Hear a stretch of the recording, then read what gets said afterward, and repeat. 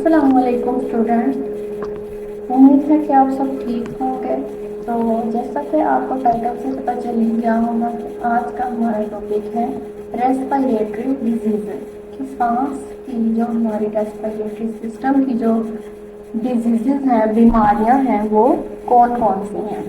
तो the common respiratory diseases और disorders are, जो आम है, बहुत ही आम है, ठीक है। रेस्पिरेटरी डिजीजेस, बीमारियां, उसमें कौन कौन सी हैं? Common cold, pneumonia and asthma.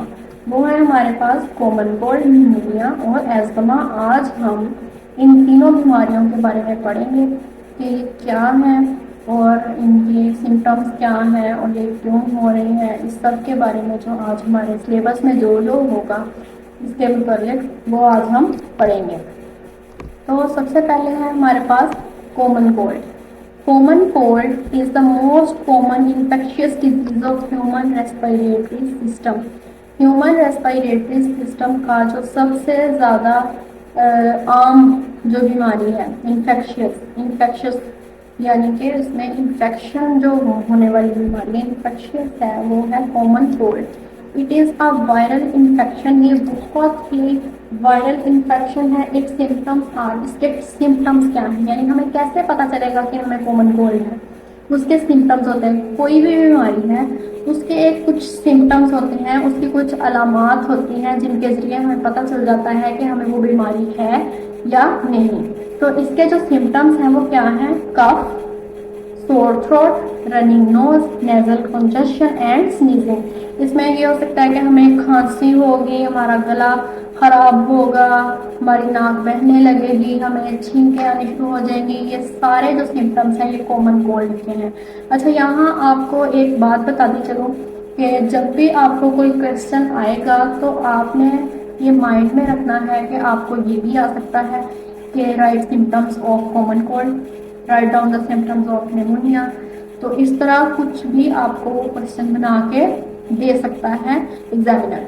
तो आपने इन सब चीज़ों को, इनको रट्टा नहीं लगाना है बल्कि समझ के हर चीज़ को, ठीक हो गया, समझना है आपने। जब हम हैं समझाने वाले तो आपको क्या टेंशन है पढ़ते हुए, ठीक हो गया। तो जी सिम्टम्स हमने पढ़ ली हैं। The best way to avoid this problem is thorough and regular washing of hands, getting rest and using liquids in diet. तो सबसे जो आसान और अच्छा तरीका है कि हम इस प्रॉब्लम से कैसे बच सकते हैं वो क्या है कि अपने हाथों को रेगुलर वॉश करें, गेटिंग रेस्ट, आराम करें, यूजिंग लिक्विड्स एंड डाइट्स। हमें अपनी डाइट में, हमारी खुराक में हमें लिक्विड चीज़ों का ज़्यादा यूज़ करना चाहिए, पीने वाली चीज़ें ज़्यादा इस्तेमाल करें।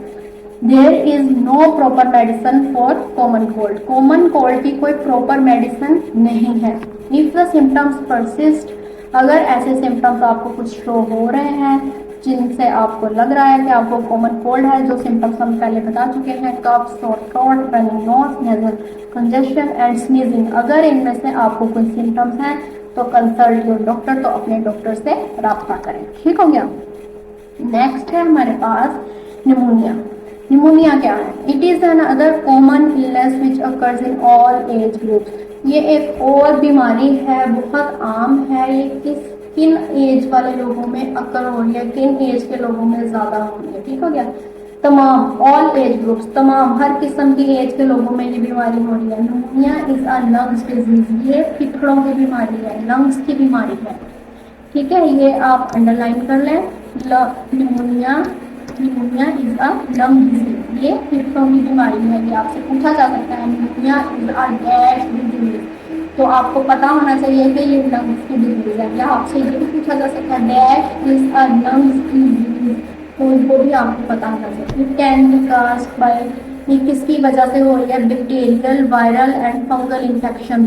बैक्टीरियल, वायरल और फंगल इन्फेक्शन की वजह से ये बीमारी हो रही है। सिम्टम्स क्या है इसके सिम्टम्स हैं जी cough, chest pain, fever and difficulty in breathing. इसके सिम्टम्स हैं जी खांसी, सीने में दर्द, बुखार और सांस लेने में दुश्वारी, यानी सांस मुश्किल से आता है, सांस आने में मुश्किल पेश आती है, ठीक हो गया।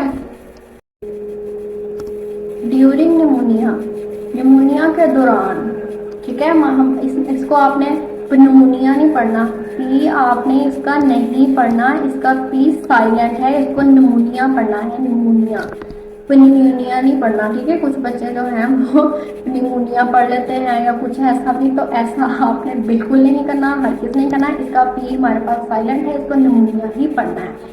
The alveoli are filled with a fluid, alveoli जो है वो एक फ्लूइड से फिल्ड हो जाता है, जिसको हम पस भी कहते हैं, के पी पर जाना, ठीक है। Which prevents oxygen from reaching the blood and makes breathing painful, जिसकी वजह से, उस पस की वजह से, उस फ्लूइड की वजह से जो फील्ड हो गया एल्वियोलाई के अंदर, वो ऑक्सीजन को ब्लड तक पहुंचने में रुकावट पैदा कर रहा है, ठीक है। जब वो रुकावट पैदा कर रहा है तो उसकी वजह से जो हम सांस ले रहे हैं वो पेनफुल हो जाता है, हम सांस नहीं ले पाते हैं, ठीक है। उसमें हमें पेनफुल हो जाता है, ब्रीथिंग पेनफुल हो जाती है। तो ये किसकी वजह से होता है? जब एल्वियोलाई जो है वो पस से फिल्ड हो जाता है, फ्लूइड से फिल्ड हो जाता है।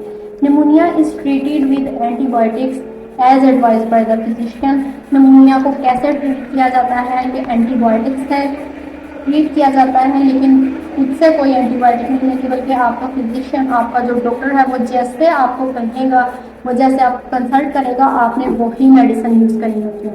यहाँ मैं आपको एक और बात बताती चलूँ कि आपको कोई भी लेक्चर दिया जा रहा है तो आपने उसकी रीडिंग को गौर से सुनना है, सिर्फ आपने उसको समझना ही नहीं है, बल्कि आपने वर्डिंग को देखना है कि आपको कैसे पढ़ाया जा रहा है, ठीक है। उसकी प्रोनाउंसिएशन आपको आनी चाहिए। तो एज अ प्रिवेंटिव मेजर के तौर पे, हिफाजती तदाबीर के तौर पे, wash hands frequently to avoid germs, अपने हाथों को बार बार वॉश करें, धोएं, ताकि हमारे जो जरासीम है हाथों पे वो ख़त्म होते रहे, जरासीमों से बचने के लिए।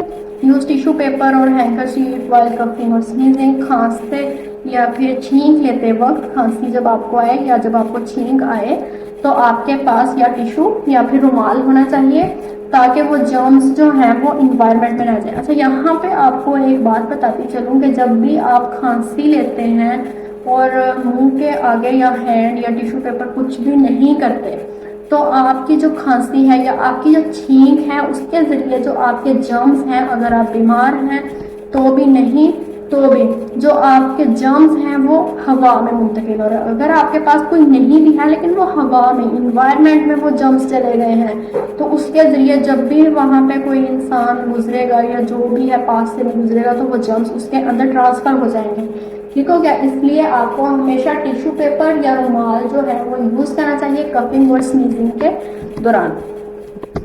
तो जी नेक्स्ट है हमारे पास एस्थमा, ठीक है। तो ये एक बहुत ही आपने सुना होगा, अक्सर लोगों को ये होता है। It is a form of difficult breathing, इसमें सांस लेना बहुत मुश्किल हो जाता है। एस्थमा में आप सांस नहीं ले सकते, ठीक है, बहुत मुश्किल हो जाता है। Commonly it is an allergic response of body to substances, ये ज़्यादातर आम तौर पर ये एक एलर्जिक रिस्पॉन्स है, यानी कुछ लोगों को किसी चीज़ से एलर्जी होती है। फॉर एग्ज़ाम्पल लोगों को मट्टी से एलर्जी होती है, वो जब गंदम पीसते हैं तो उसका जो उड़ता है बरूदा सा, ठीक है, वो जब उड़ता है तो अक्सर लोगों को डस्ट से भी एलर्जी होती है, उससे भी एलर्जी होती है। लेकिन जब भी गंदम की फसलों की कटाई हो रही होती है और उसकी वजह से जो इन्वायरमेंट में डस्ट और पता नहीं कौन कौन से पार्टिकल्स जो हैं वो उड़ रहे होते हैं, तो अक्सर लोगों को उनसे भी एलर्जी हो जाती है। कुछ खानों से भी, कुछ लोगों को कोई मखसूस खाने हैं उनसे एलर्जी हो गई है, या फिर तकिए के जो फीदर्स हैं उनसे भी एलर्जी हो सकती है, ठीक हो गया। A characteristic whistling sound is produce during breathing, उन लोगों में ये एक सोच लेके निशानी है कि जब वो सांस लेते हैं तो जैसे सीटी की आवाज़ आती है हल्की हल्की सी, जब वो सांस लेते हैं तो उस दौरान वो आवाज़ पैदा होती है। Asthma can be avoided by keeping ourselves safe from pollen, household dust and feathers from pillow, ठीक है। एस्थमा कैसे अवॉइड किया जा सकता है कि हम खुद को ऐसे पोलन से, डस्ट से या पिलो के फीदर से, जिन चीज़ों से हमें लगता है कि हमें एलर्जी हो सकती है, उनसे हमें खुद को दूर रखना चाहिए। तो आज का हमारा टॉपिक ख़त्म हो गया है, अगली वीडियो में मिलेंगे, तब तक के लिए अल्लाह हाफिज़।